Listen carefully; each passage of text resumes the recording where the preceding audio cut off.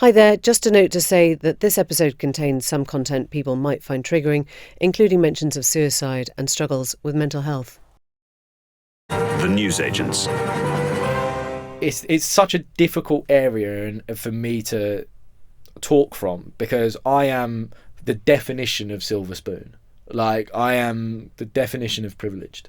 Like, I cannot tell you, I had every hug that a son could get from their mum and dad. My parents are still together. I went to private schools. I got every present, every birthday, Christmas, anything I ever wanted. And yet there I was in a position where I felt like it's pointless me being here. I didn't want to be here anymore.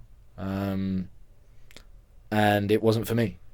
Life wasn't really for me. That was Roman Kemp. He's the host of the Capital Breakfast Show, celebrity, a presenter, and as he describes, one of the most privileged people alive. He's a man who seems, when you meet him, totally happy in his own skin. He's articulate, he's loved, he's sociable. But those words he uses at the end, life wasn't really for me, kind of punch you in the stomach. It's him describing what depression would feel like. And today we're going to hear from Roman, who's called on the government to do more to support mental health services in our schools. And we're going to hear from you, our listeners, who've got in touch with their own experiences of what deep depression does to a life. I'm a 17-year-old who struggles with symptoms of OCD and anxiety. I've been on a waiting list for several months to receive support for this and haven't heard back at all since the initial consultation. I'm 25 and I've been struggling with anxiety, depression and unstable mood since I was 13. I am currently on a waiting list for a waiting list. So once I have this assessment that I've been waiting a year for, I have to wait another year and then I'll get the actual therapy that I'm waiting for. So today we're going to try and unpick what's going on and where the help is coming from. Welcome to the Newsagents. It's Emily, and it's Emily, and it's Emily. It's just me today.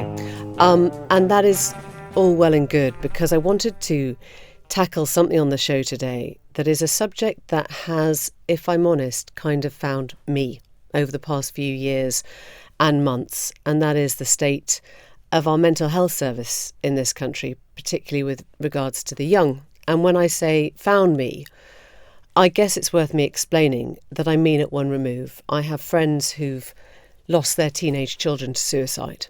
And I have friends whose children have tried to take their own lives. And I have friends whose children are, as I speak, dropping out of school because they have recurring suicidal thoughts. And whilst each of these cases is unique, and is clearly about an individual child or a family that cannot be templated or copied, what I've come to realise is that their experiences are being mirrored in so many other people's lives right now, including many of yours, which I think is testament to the number of responses we've had to our appeal. This is just one message from a friend who got in touch with me. And she writes, every case is different. In our case, our 17-year-old son went from being at school to being on suicide watch within weeks. Our world was turned upside down. It was like flicking a switch, and that was 6 months ago. Panic attacks, ambulances, depersonalisation, self-harm, all new words and conditions we didn't understand. Horrid for both our son and for us as parents. We found ourselves catapulted in a world of the unknown, a frightening place. Friends suggested everything and anything. We became so confused with what to do and where to turn. There was no coordinated medical help. And I think it's natural to try and seek logical explanations for what is happening right now. And we know it's often called a mental health pandemic. And we have tried to look at some of the figures, and we'll be talking about those later. But when you try and find a reason, sometimes it's helpful and sometimes it can be quite reductive. There are people who feel very strongly that it is screen time, or it is social media, or it is a result of post-COVID or lockdown. You might say it's those struggling within homes that face the extra pressure of the cost of living right now. And there are those who say it's particularly affecting young women, girls who are under pressure like never before to create a sense of physical perfection to the outside world. And I think these are all quite helpful in making us think of the background causes. But it probably won't get us to the full answer of why the numbers are so stubbornly high. And we're going to hear a few offers from professionals and from people we talk to of what their understanding is. But I think there's also questions about the system itself. And in those first early voices, you heard that reflected. We seem to be talking endlessly about mental health, whether it's awareness or it's campaigns or it's the royal priority of our future king. But when it comes to services, bluntly to funding, bluntly to having the staff and the people, we do not have the expertise, the resources and the commitment to be putting our money where our mouths are. So I think today is about two things. It's hearing from those who've been at the coalface of their own struggle with mental health and their family's struggles and trying to understand those triggers, those underlying causes. But it's also talking to mental health professionals who tell us where the system is letting our kids down. On Friday, I put out a tweet asking people to get in touch. Hundreds did. Thank you all. And these are just a few of your stories. I've been dealing with severe depression and PTSD and, unashamedly I decided to seek help from the NHS. I'm now on a waiting list for counselling, but I've been told that it will be 4 to 6 months before I can be seen. I ended up with PTSD and postnatal depression. When I sought help, the waiting lists were 10 months. Now, fortunately, I knew what to do because I'd received therapy in the past, but what about all the people that don't? What about the people still on waiting lists? I have no doubt that lives are being lost because of this situation that we're currently in. I'm a 17-year-old who struggles with symptoms of OCD and anxiety. When initially asked by my doctors to see if my school could support me, we have one counsellor in the school, as far as I'm aware, and the school has just under 2,000 students. There's about 34 hours in a school week, so that's enough for, say, 60 half-hour appointments a week, which would mean over 1,940 students logistically can't receive support. That's 97% of us. I am sick of young people being told to reach out and try and get help when you go to your GP and you're told to try exercise. When you reach that stage of wanting to get help and feeling ready, you're faced with waiting lists and calls from withheld numbers and emails that are not responded to. It's so demoralising. The stories are compelling and they're personal. But the data, the statistics, back up what is really going on here. And I think it's important to remember that back in 2019, a key manifesto commitment was to reform the Mental Health Act. So far, what are we now? 4 years on, nothing has happened. But Mind is one mental health charity organisation. We're going to be hearing from their chief executive later. And they have told us that 1/4 of young people have informed them that they try to take their own lives whilst waiting for mental health support. And the Office of National Statistics, again, this is just raw data, has shown us that since 2019, the number of economically inactive workers who have depression, stress or anxiety has risen by 40%. That's now at 1.35 million. These are people whose mental health means they are literally taken out of the system of work. And I think it's also worth bearing in mind that whilst we often think of suicide-related areas being predominantly that of young men, women, females, aged 24 or below have actually been seeing the largest increase since ONS records began in 1981. And we have seen an increase just shy of 50% now. It is the worst kind of catching up we ever want to see.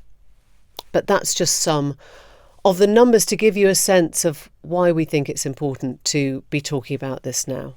We're going to hear now Roman Kemp's story. He's been very open about his own troubles with mental health, and he lost his best friend, Joe, his producer bud, who committed suicide.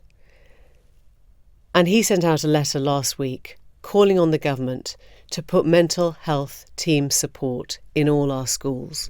Roman, let's start with where you started just before the weekend, which is the letter that you wrote to Rishi Sunak.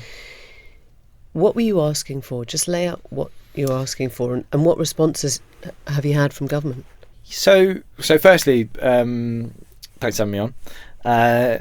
It's kind of, over the last kind of 3 years, I've done a lot of time spending talking about mental health, talking about suicide, talking about how to help the situation that we have, help the growing numbers that we've got. And it is so hard and confusing to kind of pinpoint where are the problems within the system. I went through times of kind of saying to myself, is this something that I need to try and get people to start talking about? Maybe a lesson that goes into classes. Is this a thing about the NHS being able to have like a whole different sector? Is this a problem with CAMS, the children and adults mental health services? Where does that problem kind of lie? And the reason being as well that is because it's so easy to get passed on to someone else. If you try and speak to the health secretary about something, it then gets passed on to the education secretary, and then it all moves around. So figuring out what were the main points that are really helping drive down those numbers, what's really helping kids in crisis. And there were two things, one of which was youth clubs. And I'll be totally honest with you. When I first thought about it, when I first visited youth clubs and stuff, I had this image of a youth club being like kids just go there, to stay out of trouble on the streets, and it's like you go there and play pool with your mates. I didn't realise the impact that these youth workers and the youth clubs have in terms of dealing with so many issues that children are having within their home that they don't feel that they can talk about, or within school that they don't think they can talk about. So that was one place. The second thing where I realised that numbers were really helping in terms of children presenting themselves to A&E, and that was mental health support teams within schools. And a mental health support team within a school, some people have them, some people don't. A mental health support team will be trained professionals that can go in and not only help the child in crisis at some point, they will be able to go in there, because a lot of teachers will say, we can't do a lesson because we don't know what to do, we're not trained. So these mental health support teams, they go in, they support not only the child, they support the teachers, and they also support the parents. And they're incredible teams, they're incredible people of what they do. And especially given the fact that post-COVID, the amount of people that are affected by that, this is all based around trauma. I said it in the letter, like suicide is about hope, and there's been a lot of people over the last few years that have lost all hope entirely, or someone's family has lost hope, and a child is growing up in a hopeless home, so they've got nowhere else to really turn to. And it was really tough because I went through a stage of, I'd probably say about 8 months ago, where I was like, what's the point in me trying to chat about mental health? What's the point in me trying to talk about, why am I going up to people and saying, ask, are you okay twice? Yeah. Do that. Because when they're asking, there's nowhere for them to go. And also I was watching them saying, I was watching these numbers go up and up and up and up and up.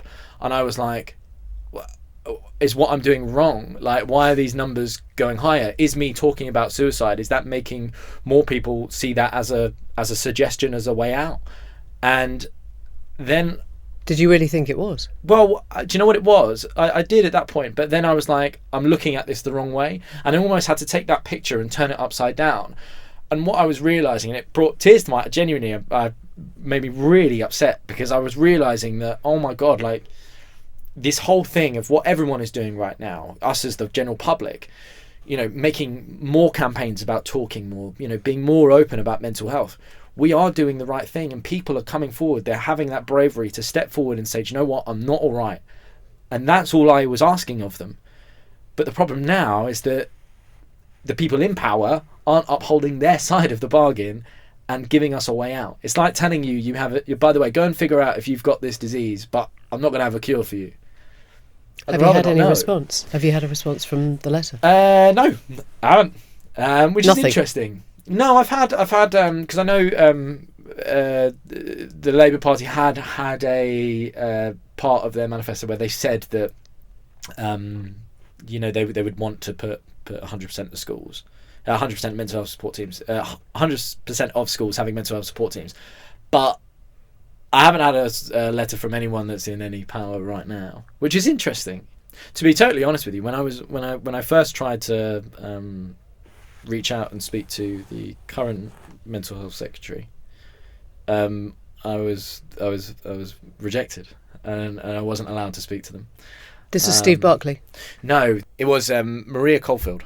Basically, I wasn't allowed a meeting with that, which is fine. That does happen. They're busy people, but seeing as I haven't got any response, I'm starting to wonder, is this a conversation they're wanting to avoid? But I just think, all I'm asking for here as well, sorry, circling back to it, currently the government have agreed to say our target, keeping in mind that's a target, not we will do this, it's a target. The target is 36% of schools in the UK having a mental health support team. Now, in my own opinion, right, I wasn't very good at school, but if I went into an exam and my teacher said to me, what are you aiming for? And I said 36%, I'm pretty sure I would have been told that's not good enough. And you would have failed. And I would have been a fail. So all I'm asking for is that target to change from 36 to 100%. I'm also not asking for, I'm not asking for a date that this has to be done by. I'm just asking for a promise, a formal promise. And so far, as I say, I haven't had any response.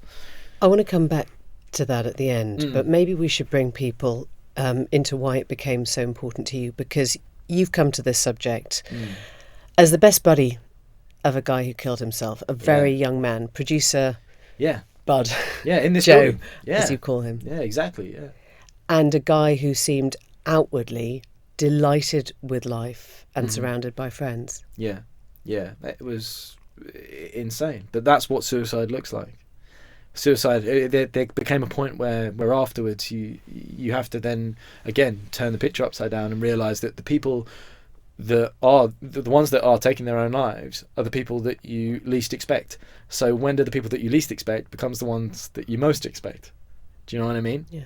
By someone presenting themselves to A&E, by someone going to therapy, by someone wanting to take antidepressants or something like that, going to a doctor, searching for help, they already put themselves in a far lower percentage of people that are the ones that take their own lives. His death left all of you stunned as friends. If he had told you, if he had opened up, do you think it would have been different? I mean, it's a terrible game to play this. He'd be here. 100%. I don't doubt it. Hand on my heart, I have no doubt, because I wouldn't have let it happen. I wouldn't have let it happen. So your mantra is, Roman, is asked twice. Don't just go, how are you doing? Go back and go, how are you really doing? Yeah. But if he had then said, I'm feeling suicidal, I'm having very dark thoughts, what is that next step then for all of you? Well, the thing is listen, I'm in a very privileged position, like for me, for him, he would have been able to, I would have made sure that he sought that private help that some people can afford. But the scary part is for those people in the UK, which is the big majority of the UK, that now have nowhere to go. And it is that thing, if you look at waiting lists now, and this is what parents, again, are like, one of the reasons, again, why I wanted to put that number out there is because I don't think people understand how bad it actually is. And especially, people go, oh, you shouldn't really scare parents with it. It's like, no, I want to. And I want parents to know that if your child comes up to you and says, I don't want to be here anymore, and I'm genuinely thinking about killing myself, if you take your child to a doctor, you more than likely will be on a waiting list that is over 8 months. The only way your child can get seen currently in current situation is if they have already attempted. You will be asked that. Have they attempted to take their own life? And if they are over that threshold, then they'll be seen. But for a lot of parents, as they horrifically know, it's too late. So that system doesn't work for me. And that's why I'm also pushing this thing of we have to come to a realization that for people like myself and for people like you, Emily, and unfortunately for a lot of young people that are out there right now, the system has already failed us. Like, it is too late for us. We are part of that waiting list generation. This next step is the only way that we can help alleviate those waiting lists. Yeah. You were on antidepressants. You are on antidepressants. Still am, yeah. You've been on them since 15, right? Yeah. And do you think that has stopped you? I mean, or do you think you have an amazing, you have an amazing relationship with your parents, you talk to your mum? Yeah, massively, yeah. I mean, when you sort of think, you got very close. Yeah, really close. Do you know what? It's I don't really know what stopped me, if it was luck or tablets or whatever. Like, it's such a difficult area for me to talk from, because I am the definition of silver spoon. Like, I am the definition of privileged. Like, I cannot tell you, I had every hug that a son could get from their mum and dad. My parents are still together. I went to private schools. I got every present, every birthday, Christmas, anything I ever wanted. And yet there I was in a position where I felt like it's pointless me being here. I didn't want to be here anymore. And it wasn't for me. Life wasn't really for me.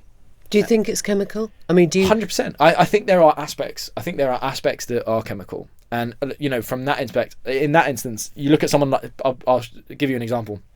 My sister is the happiest person you can ever meet. She is the most happy-go-lucky person. She, has this side to her that is beautiful. Her soul is unbelievable. Whereas me, and I've said this to my family, I feel like I don't fit in sometimes. I feel like I'm this person that when I go home, my mum will say this, like, my mum goes, when you're here, it feels like you don't want to be here. And it's not because I don't like hanging out with them, it's because I worry that I bring the mood down because of how I am. And it's, I'm not as sociable as people think I am. I'm quite quiet in normal life.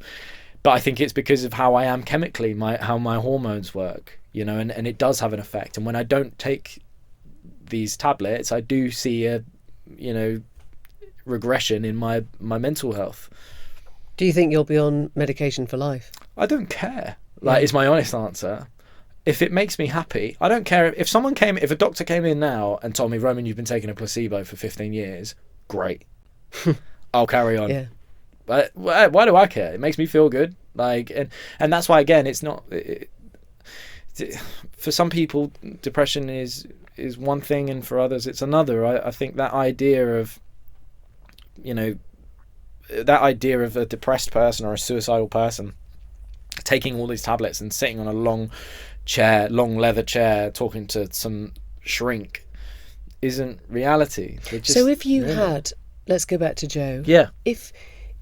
If he had said, I'm feeling suicidal, what would you have done then? I mean, what are the words you would have used? Or because this is something that a lot of people are trying to go, I have friends who have children with very strong suicidal tendencies, thoughts. Yeah. And they're constantly, one of the hardest things, they tell me is that they're taking advice at the moment from anyone. From anything that, have you done this, and have you tried that, and have you changed the diet, and have you got them onto this, and have you, stopped them doing that, and actually half the time they're bombarded by kind of, we don't know, don't actually know what works. Well, I think there was a narrative that I didn't like when it came to suicide, and again, it's one of them that it may offend people whereby they feel like it's still the wrong thing to say. But when Joe died, when Joe took his own life, my friend, I don't think I have hated anyone more in my life. To the point where I would literally wake up and the first thing I'd say would be a swear word and say it towards him. And it would be the last thing I'd do when I go to sleep. There's a real anger. Oh my God. Horrendous. And that's where I think that a lot of people don't realise that side of grief when it comes to suicide, that there is so much anger attached to it. And the narrative that I was talking about was this thing of You can't call suicide a selfish act. That person has done it. It is their choice. It is their decision. It is this. And you have to respect it. And you know what? I don't. I really don't. I don't respect it at all. I think I'm not calling it selfish, but I think, when I spoke to Joe's mum about it, and Joe's mum probably sums up best, in terms of what would I say to someone. And she did it in the best way possible, and she teetered on that line of calling it selfish, but in such a perfect way. She said I'd look at that person and say, whatever pain it is that you are feeling in this instance, and whatever pain you think will go away from taking your own life, you are not getting rid of that pain. You are giving that pain to every single person that you love and people around them times 10. And I think sometimes people need to know that reality, because there will be people that are listening to this, and it makes me so feel sick when I think about, I went through a stage of planning out what I would do, and it makes me feel sick that I even had that thought, because of thinking knowing what it would do to my mum and what it would do to my dad and my sister and my friends. And it destroys everything, right? It even destroys the way you loved somebody, probably. Yeah, for sure. And 100% it does. And that's why, but the sad thing about it is that, and it's getting into someone's psyche before they're at that point. Because the problem is that a lot of the time with suicide, people think, oh, I finally got control of my life. I can decide if I can end it. There's almost like this weird euphoria attached to it. But you need to get in there before and let that person know, if you dare think of that, just this is what you're going to do. So we're back to the numbers, which is ask for help, but then if somebody turns around and goes, help's coming, but it's going to take a year. Yeah. But that goes back to what I said. Suicide is about hope. Yeah. And you are destroying someone's hope. You're saying to them, wait, and people, we don't have time for that. And I'd love to be able to, when my kids are growing up, I'd love to them to not be able to even get into, the whole point isn't about freeing up waiting lists. It's about making sure the next generation of human beings don't get to a point where they even need a waiting list.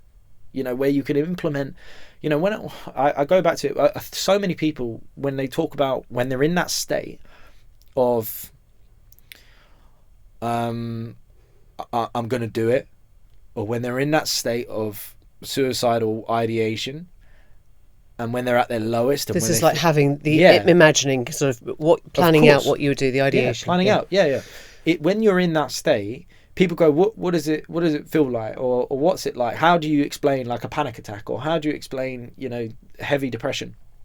The only way I've ever described it is like going into a fight with Mike Tyson, and no one's taught you any boxing lessons, and that's what it's doing to your brain. He is just doing your brain is doing absolute rounds with the logical side of you, and you have no idea what is going on. You are getting punches from left, right, centre. You are getting told you're worthless. You are getting told you give up now. You've got nothing else to live for. And what these mental health support teams in kids growing up, what they do is they arm them. They teach them. And that's what needs to happen. What do you do when you have a panic attack? What does that mean? How is your brain working? How do I alleviate that pressure? That's what these amazing people can do. We have heard now from the government, they've talked about suicide awareness strategy today. They're saying tens of millions of children in schools will have access by March 2025. Yeah. I mean, does that sound like an answer indirectly to what you're asking for? In terms of percent, I'd love to know. I just want to know the percentage. Yeah. Like if tens of millions adds up to a much higher percentage in terms of what we're saying, and if that access is, actual mental health support teams within a school, then brilliant. As I say, like for me, I'm not. And what was so strange is I'm the furthest thing from a campaigner. And I've made a point of it. A lot of the time people are like, why is this kid who's in football shorts and a backwards hat talking about, government issue? But I'm almost slightly making the point of it, because it's like, it shouldn't be like this. at all. It shouldn't be. That's why I think it's slightly pathetic that some so-called celebrity will have to highlight an issue for it to change. But that's the society that we live in. You've called it a pandemic. It is.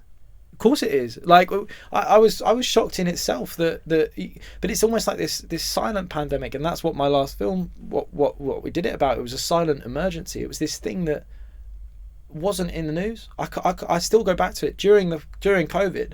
I was so astounded that we were watching non-stop adverts on TV or notices from the government that would come in, and not one of them said, here's a number you can call if you're lonely. Here's something you can do if you're experiencing severe anxiety or depression. I get that we had to see adverts about masks and distances, but not one. Like, that was the biggest thing that's come out of it, and it's a trauma. An impossible question, perhaps, but do you get you've clearly thought about this a lot. Do you understand why it's becoming a pandemic? I mean, not just that we haven't got the resources to tackle it, but why do you think it is becoming more prolific? I think it was all, but this goes back to what I was saying. It was always there, and I'm actually really proud of the general public in terms of, I think more and more people are reaching out, and that is such a strong thing to be able to do, and I'm proud that they're doing that. But now it's time for there to actually be physical help, and these people, if they don't get it, you're going to lose them. And that's what people need to understand. It's all well and good doing these campaigns, government attaching themselves to campaigns of like talk more and ask if people are okay. That's fine, but you have to provide something for them. You have to give them a place to go. And that, I think, is, when it comes to the numbers, I'm happy these numbers are going, because it means that the awareness is there. And that's what people were asking for so long. Those people, they've always been there, but they weren't showing their cards. And like that's Joe. Like Joe, like exactly that. And the more of those people that you can get to show their cards, they are in a lower percentage of people that are going to take their own life, for instance. But you still got to help them. Roman Kemp, thank you. Thank you so much. One of the hardest things for friends and families often is to understand what is happening inside the head of the sufferer, of their loved one. How can you begin to say the right thing if you don't know how to access their pain? And to get close to that, you have to maybe try and understand brain chemistry, what's literally going on neurologically. Well, we're going to hear from Ben Fry now. He's a psychotherapist, a counsellor, and he's also set up the leading residential trauma clinic, Chiron, in the UK. And this is his way of explaining it. Mental health is an idea, and it can mean so many different things. And the way I like to suggest people think about it is a kind of three-axis problem. So if you think about a Rubik's Cube, you've got three axes that gives you, if you had 3 problems down each side, you've got 27 problems. And the reason we talk about mental health is we want to actually solve problems. So we have to identify the problem. And I would say that the 3 axes are the condition you have. I mean, as you mentioned, something like schizophrenia and anxiety are very different. The severity of the condition, which changes the intervention that's required, when it's required, how frequent it's required, and what it is. But then there's also the actual resources that any person has in their life in the background of this problem. So if you have an identical problem and you live in a very loving middle-class home with many resources, you have a totally different problem to have the same clinical problem, but you're homeless and you live on the street. So until you combine all 3 elements, you don't really know what problem you're trying to solve. And unfortunately, there's just so many of them. When you think about a Rubik's Cube, it has 27 little cubes in it. There's many more than 3 measurements on each of those 3 axes. You actually have thousands of different problems. Some of them have things in common, some of them have solutions in common. But I think one of the problems with the policy debate is people talk about mental health as if there's like a problem to solve in society, or in medicine, or in academia, or in clinical work. And unfortunately, it's just much, much more complex than that. We were speaking to Roman Kemp, who was very honest and said, look, I'm literally the definition of silver spoon upbringing. I've had everything I could possibly want. Warm, loving environment, parents still together, money for holidays and birthdays and all the rest of it, and still talks very openly about depression that led to his suicidal tendencies. And I guess that is something that we should say, that clearly poverty, and particularly the stresses now of extra cost of living pressures, is going to make whatever condition you have a lot worse. But this affects kids from all sorts of backgrounds, right? I mean, this is not something that is just related to one thing or another. I mean, would you say there is any connecting force? Is it kids from a traumatic background? Is it kids from, an impoverished background? Is it kids who haven't been able to talk at home? I mean, you look across, you say, actually, there are all sorts of kids that go through this. So let's talk about what resources really mean. I think you identify one very obvious resource, which is money. So if you have lots of money, you can shop around for treatment, or you can go places and speak to more people. That's really helpful. But actually, when you talk about mental health, one of the things that we don't deconstruct enough is that a lot of mental health is in the body. It's in the neurobiology. It's in the anatomy.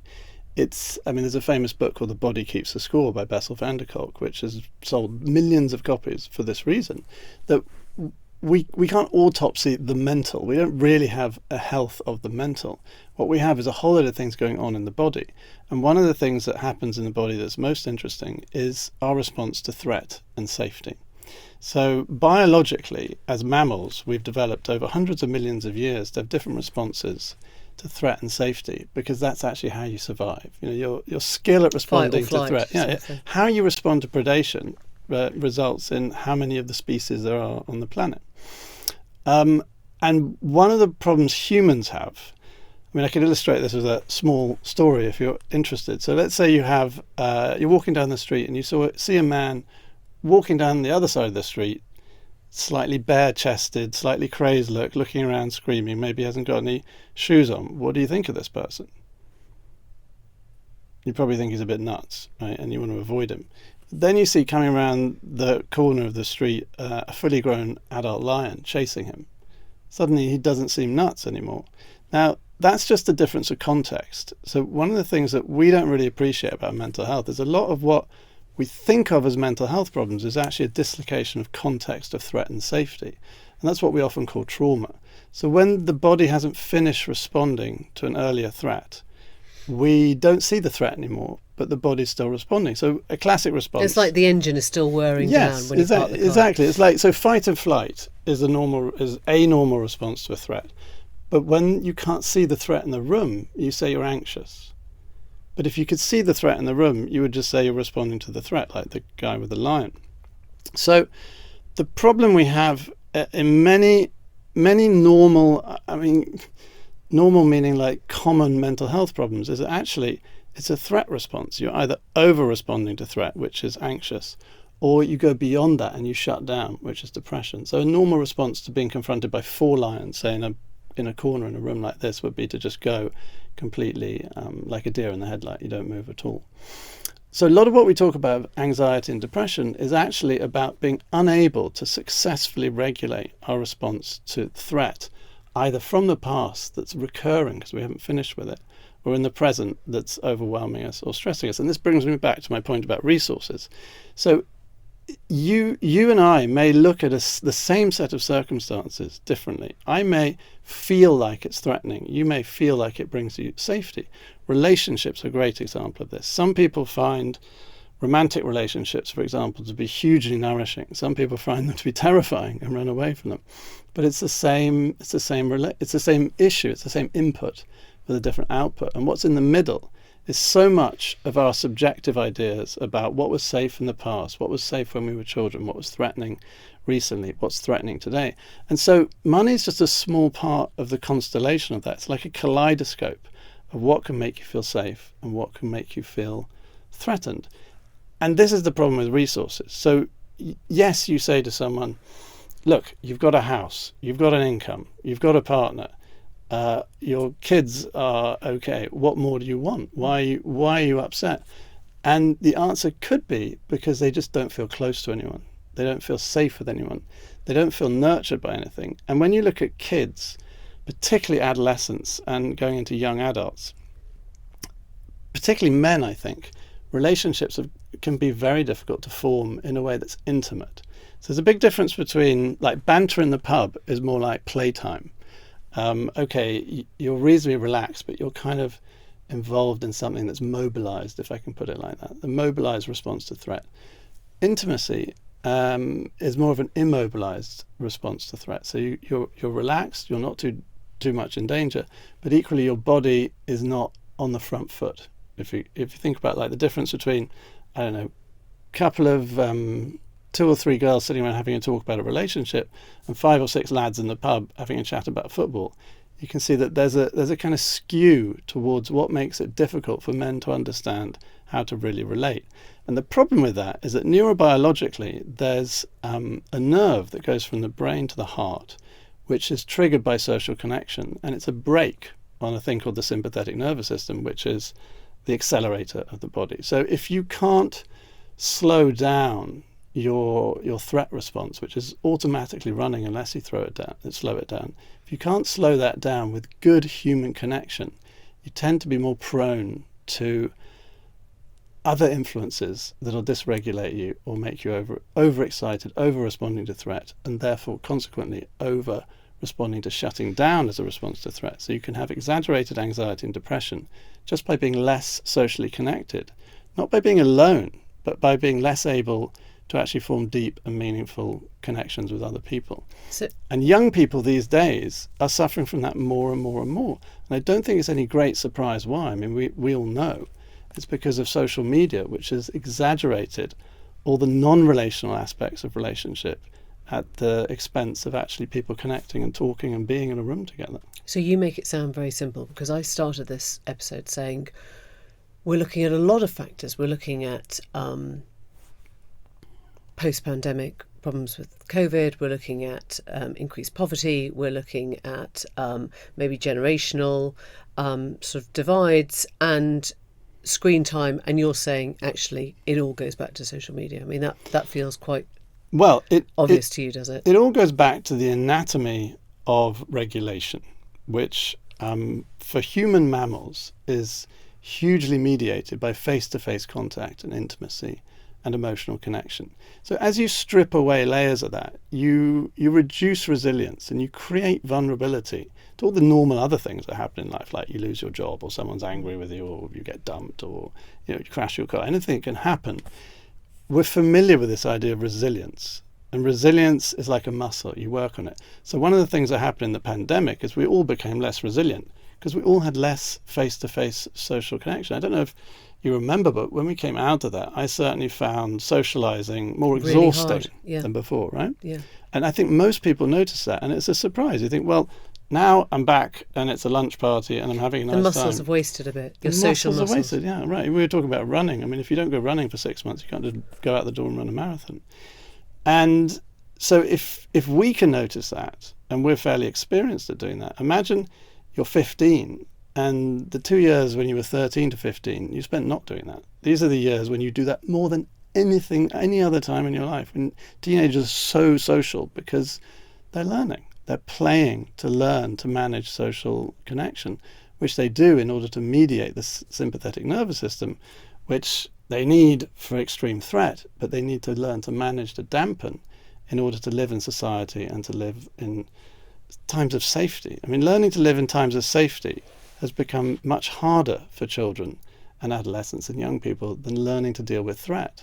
So they become, it's like they're looking for threat responses. They're looking for threats. I mean, this idea of the invisible lion is that you end up looking for the invisible lion because your body is saying, there's a lion chasing me down the street. Nobody can see it, so they call you nuts. But it is really there. It's just it happened earlier and you haven't got the resilience to cope with it. So those are thoughts about how it might be affecting the individual, the head of the individual. But what is it doing, or how is it impacting us more widely as a society? We're going to hear from Sarah Hughes. She's the CEO of Mind. It's a charity on the front line. And she talks about the fabric of the environment in which we live. Can I start, Sarah, with that first question that we quite often hear this phrase that it's becoming a pandemic now. Do you recognise that it is something that is affecting more young people now, or is it just something that we're better at talking about? Well, I think it's a bit of both, I'm afraid. And I think what we're finding is that it's no one reason or another. I think there's no doubt we're seeing a huge uptake in the numbers of people needing support. The prevalence is increasing, the acuity is increasing. So that is, we can see that in the numbers of people waiting for help. We can see that in terms of the feedback that we get from schools and parents.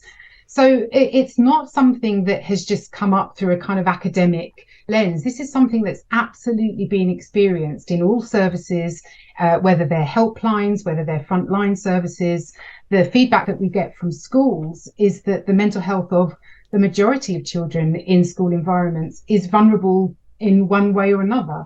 And of course, not all children reach the threshold for help or support, but certainly we know that there is something wrong.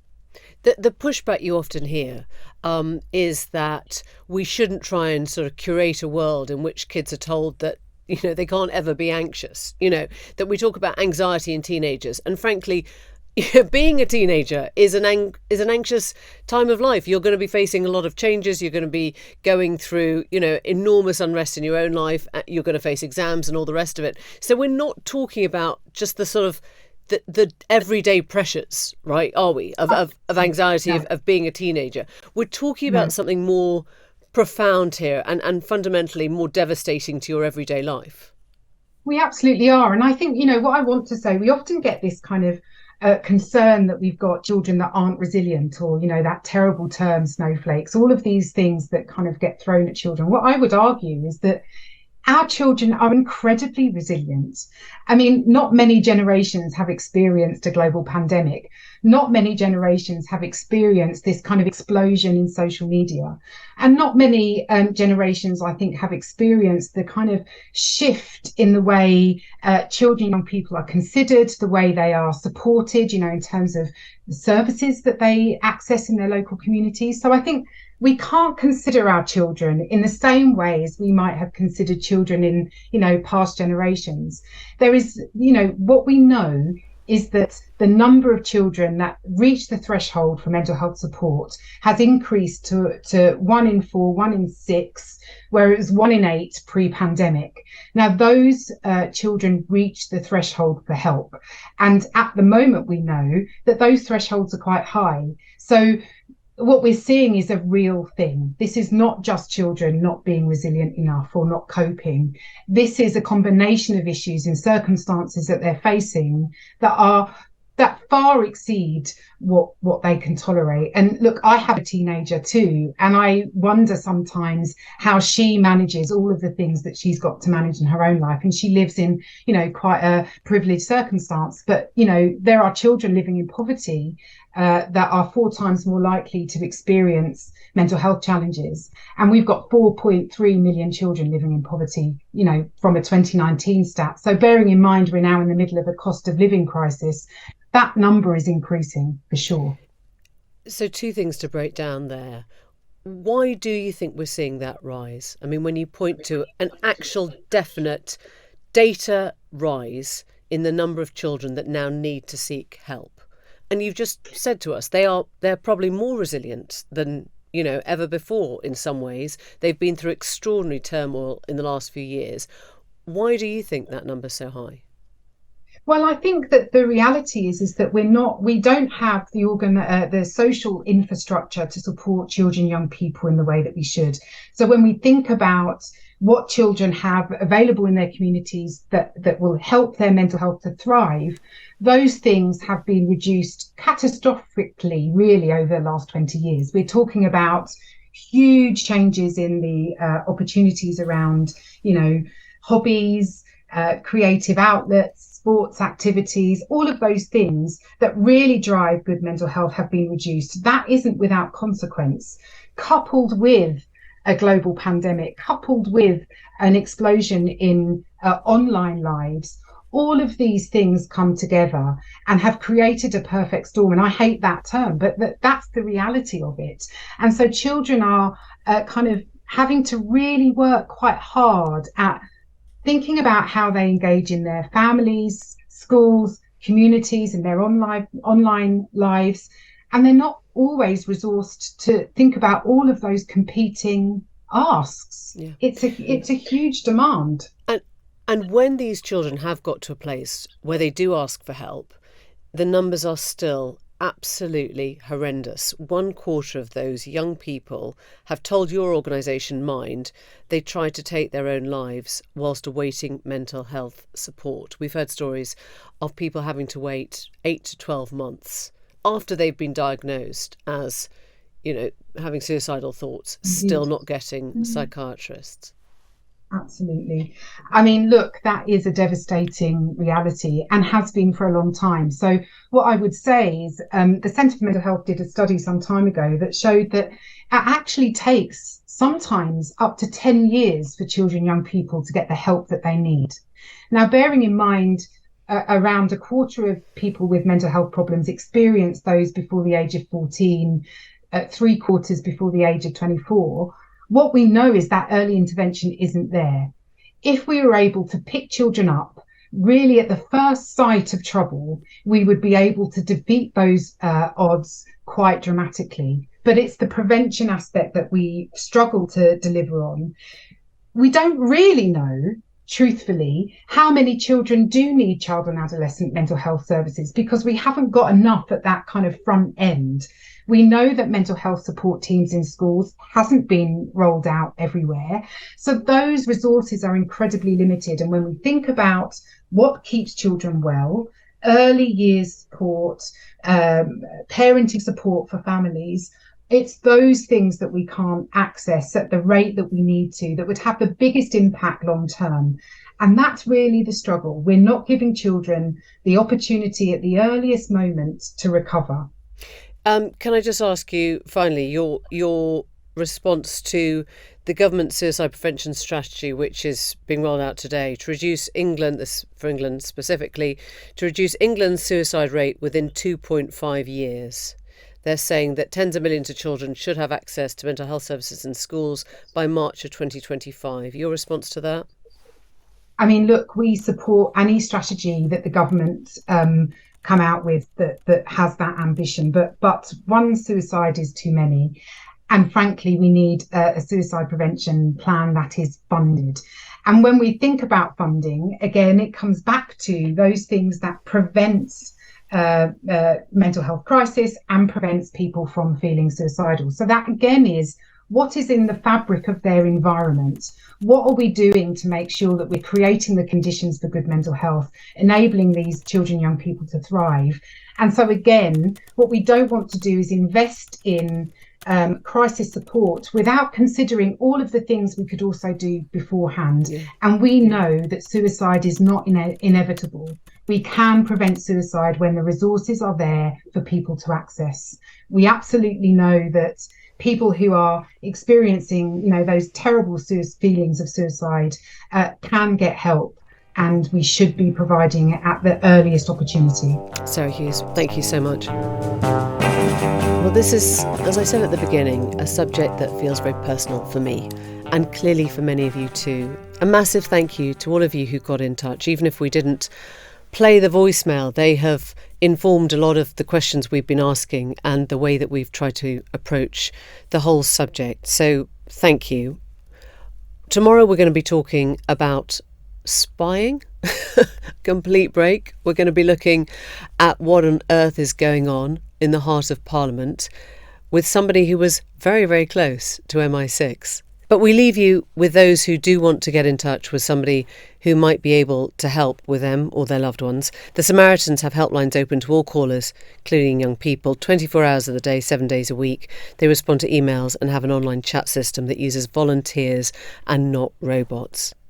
You or anyone else can find Samaritans by calling 116 123. Thanks so much for listening. We'll see you tomorrow.